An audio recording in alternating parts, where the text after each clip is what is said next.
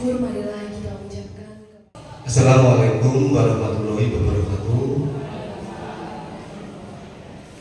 Bapak Ibu yang saya hormati serta Bu Putut yang saya hormati pula. Sebelumnya marilah kita. Terima kasih Bapak Joko atas sambutannya. Memasuki acara selanjutnya yaitu paparan berbagi praktik bayi dari Ibu Putut Sulistyoningsih SPD. Kepada beliau disilakan. Assalamualaikum warahmatullahi wabarakatuh. Yang terhormat Bapak Kepala SMP Negeri 1 Rejoso Bapak Joko Ali Gunarso dan Ibu Wakil Kepala Sekolah sebagai kurikulum Ibu Nunung Sulistyorini dan Bapak Ibu guru semuanya yang berbahagia. Pertama-tama saya mengucapkan terima kasih banyak atas bantuan panjenengan semua untuk membantu saya menyelesaikan tugas terakhir, yaitu mendefinisikan hasil implementasi dari kelas 2 jurus di kelas 8C dan 8D.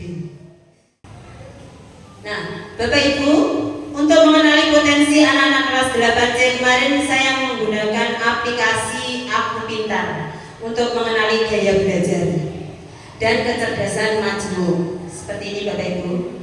Dan ini contoh dari hasil Aku Pintar bagian yang ini, bagian gaya belajar ada kinestetik dan visual, dan di sini adalah kecerdasan musikal interpersonal. Nah, ini dari contoh hasil anak-anak. Untuk refleksi. Nah, ini mengkonfirmasi potensi yang paling dominan. Karena hasilnya kemarin anak-anak mengisi itu ada tidak hanya satu hasilnya, tapi saya tetap mengkonfirmasi hasilnya yang paling dominan.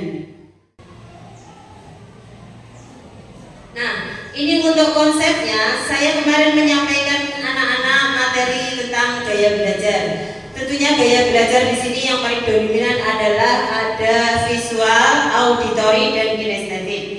Dan kebetulan anak-anak kelas 8C juga sudah, setelah saya berikan paparan materi, saya konfirmasi mereka sudah bisa memilih sesuai dengan kemampuan yang dimiliki, yaitu ada 3 gaya belajar.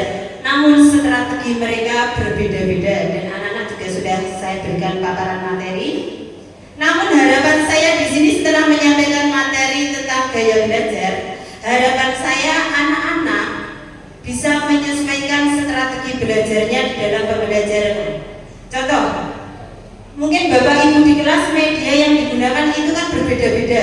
Namun harapan saya sebagai guru BK, anak-anak tetap bisa menyesuaikan sesuai dengan strategi pembelajarannya. Contohnya, mungkin guru IPA sedang menerangkan di kelas fungsi organ tubuh manusia, bla bla bla, seperti itu. Nah, bagi anak yang gaya visual, saya menyampaikan dia tidak akan fokus kalau hanya dijelaskan saja. Nah, mungkin anak visual tersebut harus mencatat, meringkas, ataupun mungkin menggambar organ-organ tubuh manusia tadi. Nah, itu untuk gaya visual. Nah, untuk auditori, setelah dijelaskan guru IPA tadi, dia kan fokusnya memang mendengar kalau auditori. Namun harapan saya sebagai guru BK untuk menghafal atau belajarnya mungkin di rumah atau pas di kelas, dia tidak hanya mengandalkan penjelasan dari Bapak Ibu guru saja, namun dia bisa belajar dengan mengulang menggunakan bahasanya sendiri dengan suara yang keras. Seperti itu auditori. Nah, ini hasil terakhir aksi nyata. Anak-anak saya ajak untuk mengisi ekstrakurikuler apa yang relevan dengan kecenderungan kecerdasan majmuk yang dimiliki. Terima kasih. Assalamualaikum warahmatullahi wabarakatuh. Tadi Bu Putut sudah menyampaikan bahwa Bu Putut sudah memberikan kuesioner yang dengan kuesioner itu anak-anak akan mengetahui posisi. Terima kasih Bu Putut atas paparannya tadi. Saya yakin Bapak Ibu guru sudah memahami yang pertama bahwa gaya belajar anak itu penting untuk diketahui dirinya sendiri. Terus yang kedua, bagi guru. Baik Bapak Ibu, sekarang adalah implementasi jurus kedua kelola emosi di kelas 8D, kelas luar biasa buat saya. Karena saya di sini juga walinya. Nah Bapak Ibu, di sini aktivitasnya anak-anak mengisi kuesioner kenali emosi. Saya juga menggunakan link yang mana link tersebut sudah mencakup kompetensi 5 sel. Yang pertama adalah kenali emosi, yang kedua manajemen emosi atau mengontrol emosi, dan yang ketiga mengenali tentang keputusan anak-anak supaya bisa bertanggung jawab, dan yang keempat menjaga relasi, yang terakhir adalah peduli sosial. Di sini dari hasil refleksi kuesioner, contoh ya Bapak Ibu, di atas itu adalah self awareness atau kesadaran diri. Indikator yang pertama yaitu mengenali emosi. Yang perlu diperhatikan adalah anak-anak yang memilih skala 1 dan 2, yang mana skala 1 itu artinya tidak pernah dan 2 itu adalah kurang pernah. Artinya kalau di sini kesadaran diri untuk mengenali emosi, di situ ada 9 anak yang belum bisa mengenali emosi. Jadi guru BK di sini perlu memperhatikan, oh anak ini belum bisa mengenali emosi di kelas 8D, ada 9 anak. Tentunya saya sebagai guru BK akan memberikan layanan di kelas itu menyesuaikan dengan materi tentang emosi. Namun tidak hanya 9 anak saja, satu kelas saya berikan layanan yang sama, yaitu materi tentang kenali emosi.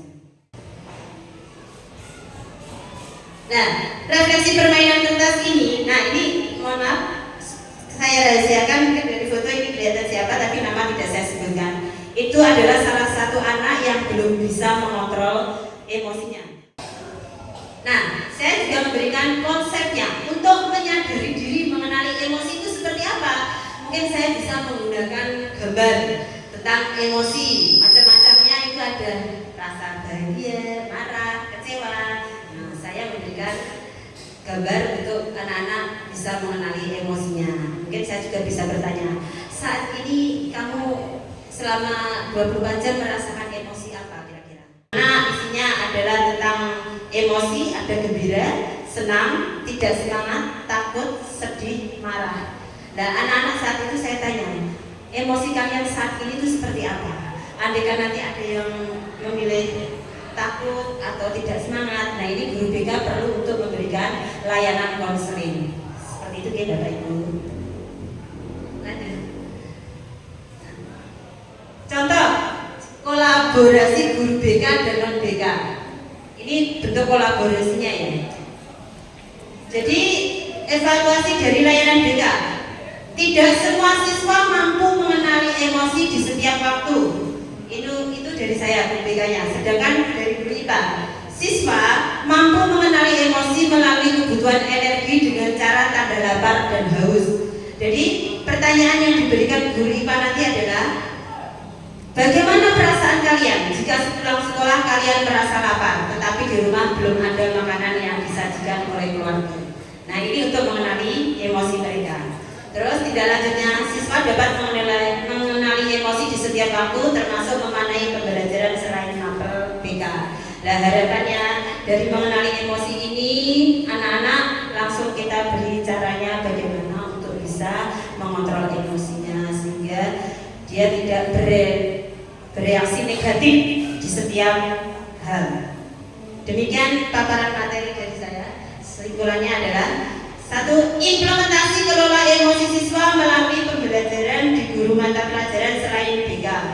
Dan yang kedua, setiap guru mapel membutuhkan penilaian sikap siswa sehingga guru mapel dapat menggunakan acuan 5 social emotional learning. Dengan demikian, guru BK dan non BK perlu melakukan kolaborasi untuk meningkatkan kecerdasan selain akademik juga kemampuan menjaga hubungan yang positif. Terima kasih. Baik, terima kasih paparannya Ibu Dut. Mungkin dari Bapak Ibu ada yang perlu didiskusikan atau ditanyakan terkait penjelasan tadi.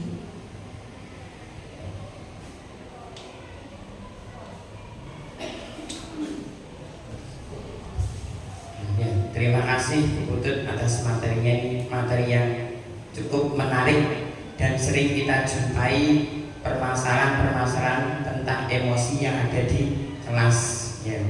Nah, jelas tentang mengelola emosi erat kaitannya dengan sikap atau sifat marah kita, marah guru terhadap siswa maupun siswa terhadap guru, kadang siswa juga terhadap temannya. Ibu Putut, terima kasih atas penjelasannya serta tanggapan dari Bapak Ibu.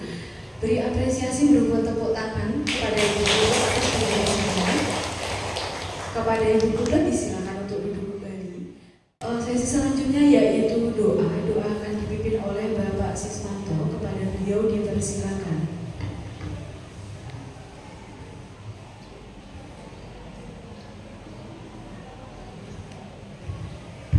Assalamualaikum warahmatullahi wabarakatuh.